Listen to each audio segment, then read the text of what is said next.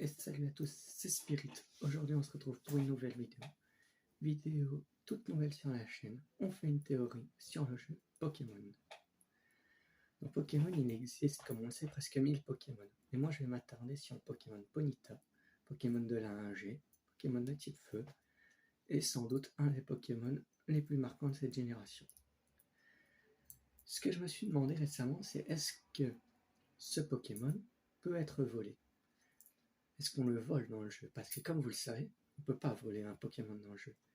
Mais Ponyta, il a une particularité physique qui fait que je me demande si soit c'est un Pokémon qu'on vole sans le vouloir, soit c'est un Pokémon élevé et relâché pour qu'on le capture. Ce qui me fait me demander ça, c'est tout simplement la forme de ses sabots. Comme sur le dessin, le sabot de Ponyta ressemble à ça, sans le cercle. Ça, c'est l'image d'un fer à cheval.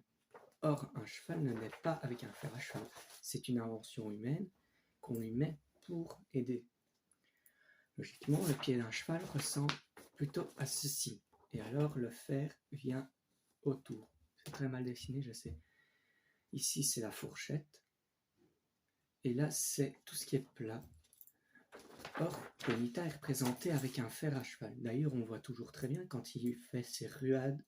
On voit très clairement le petit trait du fer et en dessous c'est creusé. Donc, est-ce que Ponyta est un cheval est un Pokémon qu'on peut voler, parce que oui c'est un cheval qu'on peut voler, ou est-ce que tout simplement il y aurait des éleveurs de Ponyta, des ranchs de Ponyta, qui font les Ponyta, qui les relâchent dans la nature, et alors c'est ce genre de Ponyta qu'on capture. Ça pourrait être une théorie sur Ponyta. Ce que je me dis aussi, c'est peut-être tout simplement que Ponyta est un Pokémon de la génération 1 sorti en 98 ou 98 pour les Français. Est-ce qu'à l'époque, ils avaient dessiné Ponyta de cette manière parce qu'ils pensaient que c'était la norme?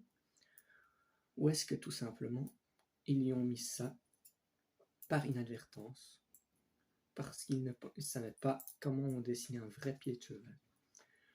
Ça pourrait être aussi cette option, puisqu'on voit que dans la 7G, Bourrinos et Tivoudet, les deux autres Pokémon chevaux de cette génération, se retrouvent tout simplement avec le pied comme le second dessin, ou presque.